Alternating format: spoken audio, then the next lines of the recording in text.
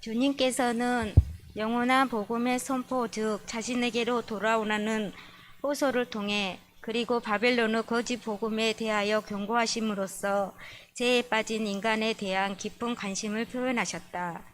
이제 하나님은 다시 마음을 여신다.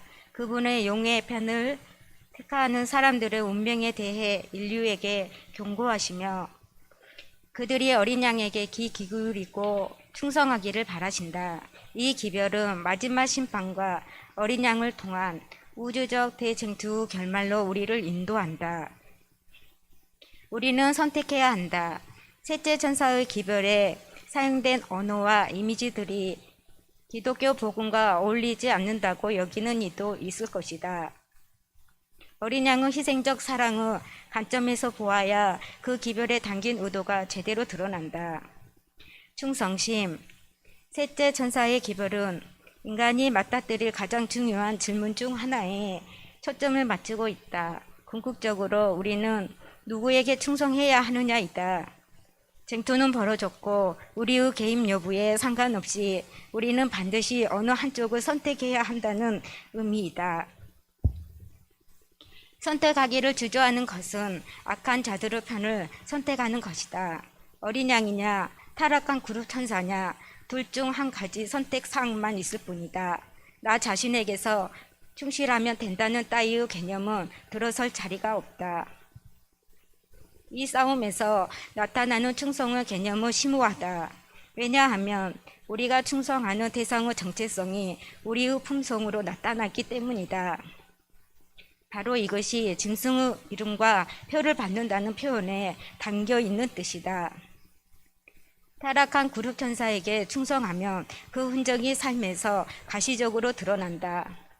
짐승의 이름은 가졌다는 것은 타락한 그룹 천사의 의도와 야망과 하나가 되었고 그의 소유가 되었음을 뜻한다. 짐승의 표에서는 소속의 개념이 명확하게 드러나고 있다. 손과 이마에 있는 충성의 표시는 모든 사람이 볼 수 있으며 그 당사자가 타락한 그룹 천사에게 속했음을 사람들은 확인할 수 있다.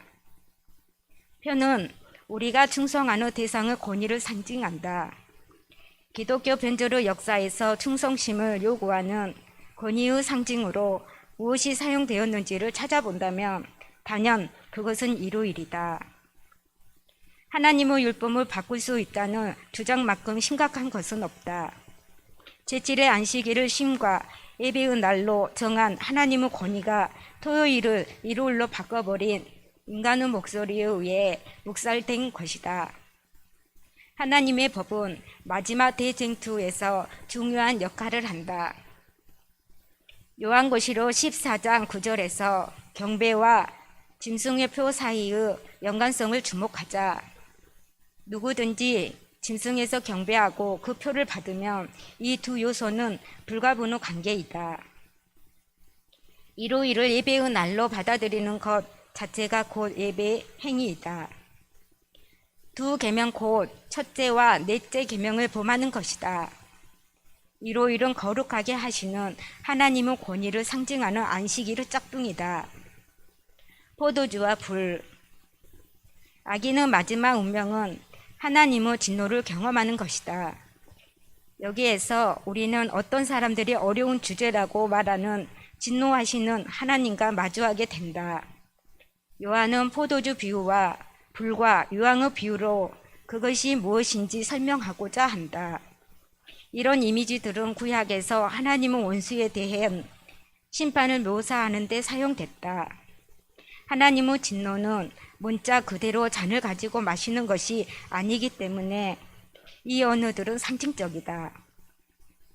여기서 중요한 것은 악인이 마시게 될 포도주의 종류이다. 대조적 핵심 사항이 묘사되어 있기 때문이다. 이 포도주는 물을 섞지 않았고 향료를 사용하여 독성을 더 강하게 했다. 악인들은 자비로 희석되지 않은 하나님의 진노를 경험할 것이다. 더 이상 회개는 할 여지는 없다. 두 번째 비유는 불과 유황이다. 악인은 불과 유황은 유황 혹은 불타는 유황으로 고통받을 것이다. 이 은유는 하나님은 진노에 대한 경험을 불타는 유황이 우리 몸에 닿을 때 느끼는 고통에 빗댄다. 하나님의 진노는 고통스러운 경험이다. 이 은유는 또한 불에 의해 파괴된 것은 복구할 수 없다는 사실에 기반한다. 그렇게 된 것은 영원히 파괴된다. 하나님의 진노로 둘째 사망이라는 악인의 최종적 멸망이 일어난다는 개념이다. 그것은 그것에 의해 타는 것이 영원히 소멸된다는 점에서 영원하다. 그 불은 아무것도 남지 않을 때까지 타오른다. 악인들이 둘째 사망을 당하는 과정에서 쉼이 없다. 그리스도의 고통, 악인들의 고통스러운 최종적 죽음은 아직 아무도 겪어보지 않았기에 누구도 상상할 수 없다. 유일한 예인은 예수 그리스도시다.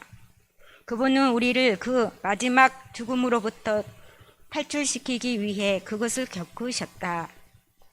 따라서 최후 심판에서 그 누구도 둘째 사망을 겪을 필요는 없다. 적어도 둘째 사망이 있어야 할 논리적인 이유는 없는 것이다. 그리스도 중심적인 관점에서 본다면 최후 심판은 십자가에서 그리스도가 행하신 심판과 연결되어야 한다. 십자가에서 그분은 세상에 내릴 심판을 짊어지셨다. 희생 제물이 되어 세상의 죄를 지셨다. 자신을 구주로 믿는 자에게 멸망이 아니라 기쁨과 영생을 주고자 그분은 죄에 빠진 인간에게 하나님이 내리신 심판의 잔을 마셔버렸다. 십자가에서 그분은 불침례를 경험하셨고 내가 목마르다 라고 말씀하셨다. 삼위 하나님은 십자가에서 함께 고난을 받으셨다. 하나님은 세상을 자기와 화목하게 하려고 이들과 더불어 신성만이 견딜 수 있는 고통을 겪으셨다. 그가 느낀 극심한 고통은 육체적인 고통뿐 아니라 자신이 아버지 하나님과 분리되었음을 느끼는 내적 고통이었다. 악인들은 최후 심판 때에 그들이 하나님과 영원히 분리될 것임을 깨닫고 이와 비슷한 일을 겪을 것이다. 결론, 대쟁투는 실제로 충성에 관한 것이다. 인간이 직면하게 될 상황의 심각성 때문에 하나님의 경고는 위협적으로 들린다. 숨김없는 하나님의 마음의 고통을 그대로 드러내신다. 자신의 피조물이 아무도 죽기를 바라지 않으시기 때문이다. 그 언어는 치명적 위험이 앞에 있으니 이제 그만하라고 사람들에게 주의를 주는 경고의 표지판이다. 자신과 자신의 아들이 십자가에서 경험했기에 하나님은 이것을 알고 계신다. 한편으로 우리는 하나님의 사절단이 되어 우리를 하나님과 화해시키신 어린 양을 선택하도록 사람들은 이끈다. 제가 이거 난동문을 준비하면서 그냥 읽는 것 뿐인데도 제가 이런 생각이 들더라고요. 갑자기 삭개오가 생각이 났어요. 제가 교회를 다니면서 이렇게 높은 데서 이렇게 뭔가를 낭독을 한다는 게 처음이거든요. 근데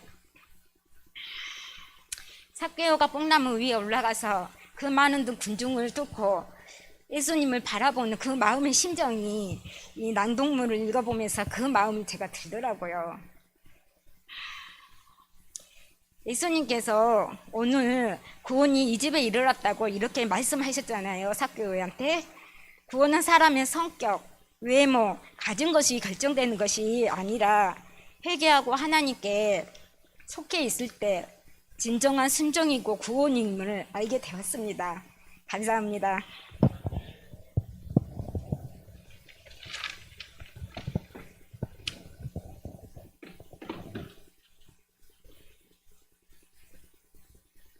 네, 우리 집사님도 얘기했지만 우리가 어떤 직분이 주어지든지 아니면 우리에게 어떤 순서가 주어졌을 때 정말 우리가 아멘하고 순종하는 것이 얼마나 큰 축복인가 그런 생각이 듭니다. 개인에게도 그렇고 또 교회에도 그렇고. 그래서 이제 안실학교장이나 제일 힘들어하는 것이 이렇게 좀 뭘 순서를 맡기면 안 한다고 하니까 그게 제일 힘들다고 그래요. 저도 어린이 부장이 뭐가 제일 힘드냐고 그랬더니 5분 설교 맡기는 게 제일 힘들다는 거예요. 그래서 그러면 내년부터는 목회부에서 맡아서 하겠다고 했는데, 참 우리 각자가 다 주인의식을 가지고 내가 안실학교장이다, 내가 순서를 책임을 맡은 사람이다, 이런 마음으로 한다면 아마 잘 되리라 생각하고, 이 연말에 우리 많은 성도님들이 참 여러 가지 어려운 직분들을 순종하는 마음으로 이렇게 받아들이고, 또 우리 집사님들이 이 순서를 이렇게 순종하는 마음으로 이렇게 해줬을 때 그 자체가 우리에게 감동을 주고 은혜를 주는 것 같습니다. 오늘 우리가 같이 기도할 기도 제목은 5번 국제교회와 한글학교를 위해서 좀 기도해 주시고, 특별히 우리 윤성민 전도사님이 자급사역으로 또 일하면서 이렇게 목회를 하고 있는데 그 가정을 위해서 또 같이 기도해 주시고, 또 해외 선교사로 있는 터키에 있는 우리 윤성결 선교사, 우리 최하늘 선교사, 그 다음에 캐나다에 있는 청년들을 위해서 봉사하고 있는 우리 송성아 우리 청년을 위해서 이 시간 개인 기도하는 시간을 갖도록 하겠습니다.